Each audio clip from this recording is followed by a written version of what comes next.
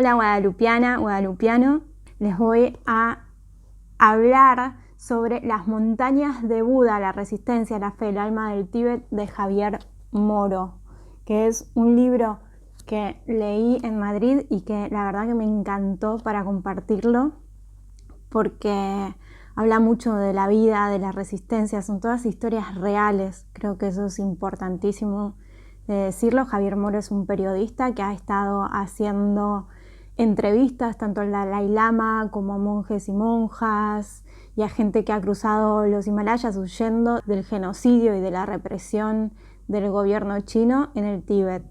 Este libro, por un lado, cuenta toda la historia del Dalai Lama, por qué salió del Tíbet, cómo fue su infancia, qué pasó después una vez que llegó a India. Y por otro lado, cuenta la historia de dos monjas budistas a partir de que su santidad el Dalai Lama gana el premio Nobel. El protagonista central se llama Khinsom y Khinsom pasa por una historia, a mí me hizo llorar 1000 veces, de emoción, de angustia, de profundo respeto hacia una cultura que está basada en la paz, en el amor y en la compasión al prójimo, incluso cuando el prójimo te está torturando, te está haciendo cosas de una crueldad impensables. Khinsom era una monja de 15 años cuando en una parte está caminando por la calle y hay un viejito que está cantando canciones en contra de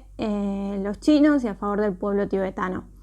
Y había mucha gente que se unió a escuchar quizás, o que cantaba en alguna parte. La protagonista fue una de las que los agarraron y la torturaron un montón, le hicieron cosas terribles. Y en esa época, por decir viva el Dalai Lama o Tíbet libre, te metían en campos donde trataban de lavarte el cerebro básicamente, bueno, y además con torturas, con un montón de cosas. Y esta chica de 15 años, o sea, le han hecho cosas espantosas que te las relata en el libro, muy poco, trata de no ir al sensacionalismo, te cuenta lo que pasó, pero te cuenta mucho lo que le pasa a ella internamente con todo eso, ¿no? Y más allá del dolor físico, lo que les pasa internamente con eso, que para ellas es violar su voto de castidad, las quieren quebrar por ese lado, ¿no? Y cómo hacen finalmente para aguantar todo eso, las terminan liberando a ella con sus amigas. Cuando logra salir, vuelve a la casa de sus padres y decide que va a cruzar a India. El hecho de no poder reincorporarse a la vida monástica, el control cada vez mayor de los chinos sobre los nómadas, el encarcelamiento de la hija de los pastores, todo la empujaba a huir del Tíbet. Allí, en Dharamsala, podría seguir aprendiendo a estudiar textos antiguos, ayudar a los refugiados, se sentiría útil, libre para ofrecer su testimonio, contar los cruentos pormenores de la ocupación de su país. Khinsom no tuvo que explicar la necesidad y la razón del viaje a sus innumerables parientes. Todos la sabían socialmente estigmatizada, sin posibilidad de llevar una vida normal. Por eso, en cuanto corrió la voz, le llegaron pequeñas sumas de dinero, de sus tíos, de parientes lejanos, de padres y amigas encarceladas. La solidaridad en las montañas más altas del mundo era tan natural como el instinto de supervivencia. Me quiero poner a llorar. Entonces ella se preguntaba, ¿no? ¿Tengo derecho a ponerlos en peligro? ¿Es mi decisión conforme a los preceptos del Dharma con respecto a su familia? Es un libro muy fuerte a nivel interno, muy fuerte a nivel aprendizajes, a nivel compasión, amor. O sea, la verdad a mí me movilizó un montonazo. Les quiero leer algunas partes de este libro que a mí me encantaron y que hablan sobre, bueno, el pueblo tibetano, ¿no? Un muchacho de unos 12 años encontró un rifle que un policía al huir había dejado caer. No lo utilizó para disparar contra los hombres de uniforme. Agarrándolo por el cañón, lo golpeó contra el suelo hasta romperlo en pedazos, en una reacción muy indicativa de la mentalidad tibetana, moldeada por siglos de budismo, esencialmente una filosofía de paz. Las armas no se usan contra el enemigo, se destruyen. O sea, imagínate la escena, te están disparando, están matando a tu gente, a la gente que vos querés, a la gente cercana a vos. Personas que han torturado a tu familia, a tus seres queridos. Y vos, en vez de agarrar el arma y dispararles, la agarrás y la destruís. lo que no aceptás es la violencia. Creo que cuando llegué a esa parte dije, este libro es un libro que quiero leer, que me va a hacer mucho bien, que me va a enseñar mucho, me va a enseñar qué es lo que yo tengo para mejorar. Te cuenta muchas cosas también de la cultura tibetana. Por ejemplo, cuando alguien se muere, dice: el cuerpo del difunto se coloca en un risco inhóspito para ser despedazado y devorado por las bestias salvajes. Los huesos que quedan se rompen y se machacan hasta reducirlos a polvo, que se ofrece después a los pájaros para que se los coman. De esa manera, todo vuelve a los elementos y la muerte retorna a la vida. Nunca entendí mucho los ataúdes. Y también te cuenta, por ejemplo, que los chinos descubrieron que a pesar de la apariencia feudal de la sociedad tibetana, no había en el país ningún odio de clase como el que existía en China. Entonces, el régimen comunista chino no iba a prosperar ahí. Al Tíbet le faltaba un campesinado y un proletariado descontentos, las dos piedras angulares de que hubieran permitido el desarrollo del comunismo, dice. Y entonces te explica un poco qué pasa. Por ejemplo, un homicidio se castigaba con una compensación para la familia de la víctima y rara vez encarcelaba a los reos a menos que fuesen reincidentes. Pero a pesar de las desigualdades no había castas ni prejuicios sociales. País desprovisto de una economía monetaria, las diferencias de fortuna eran pocas, los ricos eran solo un puñado de grandes señores y priores de los conventos, y el pueblo aceptaba esa minoría en razón de lo hacendado de sus sentimientos religiosos. En el Tíbet, el 50% de la población que vivía de la tierra poseía bienes propios, un porcentaje mucho más elevado que en cualquier otro país de Asia. Esta mayoría privilegiada era la única que pagaba tributos al Estado. Como los impuestos estaban vinculados a la propiedad y se pagaban en servicios más que en dinero, los chinos pretendieron que todos los campesinos tibetanos eran siervos. En realidad no se parecían nada a los siervos de la Edad Media occidental. Eran libres de hacer lo que quisiesen con sus tierras, con su dinero, con su persona. Es imposible entender al Tíbet si no es desde la óptica del budismo, básicamente una filosofía de paz. La creencia en la ley del karma lleva a ricos y pobres a aceptar la vida con satisfacción y también con un cierto sentimiento de resignación. La movilidad social resulta difícil pero no imposible. Un soldado podía recibir un título y tierras como reconocimiento a su valor y ambos eran hereditarios. En los monasterios los niños son admitidos independientemente de su clase social y sus progresos en la jerarquía dependen exclusivamente de sus cualidades. Nunca el mero bienestar físico ha sido un ideal en la cultura tibetana. Alexandra David Neal, una de las escasas viajeras que recorrió el Tíbet, pueden buscar los libros de ella si quieren, a principios del siglo, contaba que era un lugar donde había muchos mendigos, pero donde nadie moría de hambre, un lugar donde hombres y mujeres estaban siempre dispuestos a fiestas y a celebraciones, a disfrutar de los placeres de la vida y donde se oía constantemente la risa de la gente. Habría sido imposible que un dirigente con una formación religiosa tan exhaustiva como la de un Dalai Lama se convirtiese en un déspota o un tirano. Después el Dalai Lama habla sobre que sí, que obviamente que había corrupción, que comía a todos los niveles de la jerarquía tibetana, que algunos monjes en lugar de dedicarse a la realización espiritual se preocupaban por acumular ganancias materiales, pero que había un montón de distintos problemas a solucionar, pero que eso ya no conoce algunas formas de corrupción, ¿cierto? Cuenta que 87.000 tibetanos perecieron en la rebelión de 1959, un acontecimiento que Pekín, los chinos, insistían en presentar ante el mundo como una revuelta menor. En las escuelas solo se enseña tibetano por hora y media a la semana. El idioma principal es el mandarín, la historia tibetana es olvidada o deformada.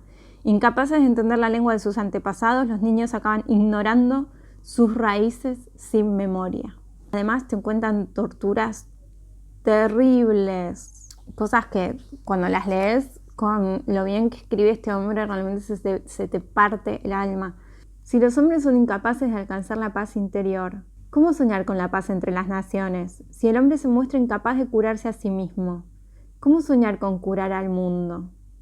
Y una de las cosas que a mí me tocó muchísimo fue esta parte que dice: el abad del monasterio Namgyal, encarcelado en 1959 y luego encerrado en un campo de concentración donde permaneció 20 años, le contó que en la cárcel había corrido un gran riesgo. Intrigado, el Dalai Lama le preguntó cuál había sido ese gran peligro. Su respuesta fue extraordinaria. Había estado a punto de perder la compasión que sentía por los chinos. Y bueno, entre todo esto, la historia de Khinsom, que también es impresionante, hay muchas cosas que rescatar, millones, no se las voy a decir todas obviamente, pero me anoté algunas. A esa altura, cuando estaban cruzando el Himalaya, o sea, ustedes imagínense, eran gente que estaba vestida con pieles, llevaban zapatos, pero muy maltrechos, casi no tenían dinero, y estaban cruzando un niño, un anciano, 2 monjas que habían sido torturadas durante años y que estaban en muy malas condiciones, muy flacas. Y después los Khampas, que bueno, que son guerreros de una parte del Tíbet, que sí, que son más fuertes, pero ninguno estaba preparado. La nieve con el reflejo del sol te quema los ojos y te deja ciego durante algunos días. Se te pueden congelar los pies, no tenían agua suficiente, no tenían comida suficiente y están cruzando montañas que los alpinistas sueñan con cruzar. A esa altura el aire constituye un bien preciado. Lo que se decían debía ser necesario, si no, más valía callarse. Eso es un re buen ejercicio para hacer. Para estos tiempos creo que viene como anillo al dedo esta frase. Quizás supiera como un buen tibetano que el destino de una persona nunca puede ser un obstáculo para la salvación del grupo. No se puede pedir piedad a las montañas, solo cuenta el afán de supervivencia. Fuerte. No, me los imagino porque te lo relata muy bien aparte, ya casi al final, donde no les queda ya comida, no les queda agua, nada. Entonces lo que hacían era chupar nieve y hielo, pero se les helaba la boca y hacía mucho frío también, así que no podían hacerlo demasiado. Y dice, casi nadie tenía ya víveres. Khinsom se mareaba y su compañera se encontraba tan débil que solo pensaba en dormir. Imagínense el frío, el hambre, la sed, las piernas que ya no te dan más, te temblequean, te duele todo porque estuviste días pasando montañas, subiendo, forzando tu cuerpo. No tuvieron más remedio que aceptar el poco tsampa, comida, que les ofreció el anciano. El hombre sonrió, como si para él fuese un triunfo desprenderse de su última comida. Los tibetanos, cuanto más ligeros de equipaje, más felices se muestran. Y estas cosas a mí me hacen acordar mucho a mi propio viaje. Obviamente no hay comparación, pero como uno aprende que mientras menos tiene, más libres, más felices, menos tienen que pensar en lo que uno tiene. Después otra parte habla de los Sherpas, que todos pensamos que los Sherpas son los porteadores de los que suben el Everest o una cosa así. Pero no, los Sherpas son un pueblo de las montañas de esa parte. Cuando las cosas se ponen difíciles, lo primero que hacen los Sherpas es preocuparse por ti, decía el médico español. También lo habían hecho y con más razón con sus primos tibetanos. Esos hombres sencillos se comportaban con una sabia serenidad y con sincero afán de ayudar a los demás. La montaña les ha enseñado que para sobrevivir en las alturas, la solidaridad es fundamental.